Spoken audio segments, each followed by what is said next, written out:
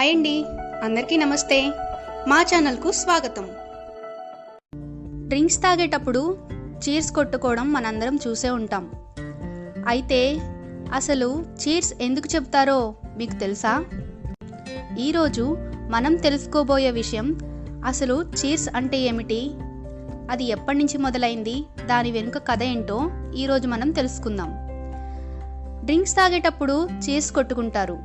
అయితే డ్రింక్స్ తాగే ముందు గ్లాసులు తాకించి చీర్స్ చెప్పుకోవడం ఇప్పుడైతే సెలబ్రిటీల సింబల్. కానీ అది ప్రారంభమైంది మాత్రం ఒక అనుమానపు చేష్టగా. మధ్యయుగం నాటి సముద్రపు దొంగలు ఈ సాంప్రదాయానికి ఆద్యులు. వీరు ఓడలను దోచుకున్నాక ఆ సొమ్మును పంచుకోవడానికి, తమ విజయాలను సెలబ్రేట్ చేసుకోవడానికి ఏదైనా దీవిపై దిగేవారు. అయితే కొందరు దొంగలు తమ తోటివారి వాటాలను కూడా కాజేయడానికి వారి మద్యంలో విషం కలిపేవారు.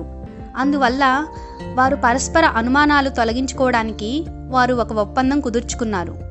అదేంటంటే, మద్యం తాగే ముందు తమ గ్లాసుల్లోని మద్యం ఒకదానిలోంచి మరో దానిలోనికి చిందేలా గట్టిగా తాకించుకోవడం.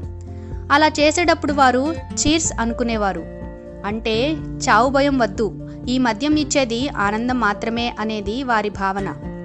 అలా గ్లాసులు తాకించుకొని చీర్స్ చెప్పుకునే సంప్రదాయం మొదట బ్రిటన్లోకి, ఆ తర్వాత అది పరిపాలించిన వలస రాజ్యాల్లోకి వ్యాపించి మన దాకా చేరింది.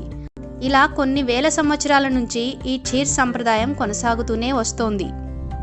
అదండి అసలు చీర్స్ వెనుక ఉన్న కథ.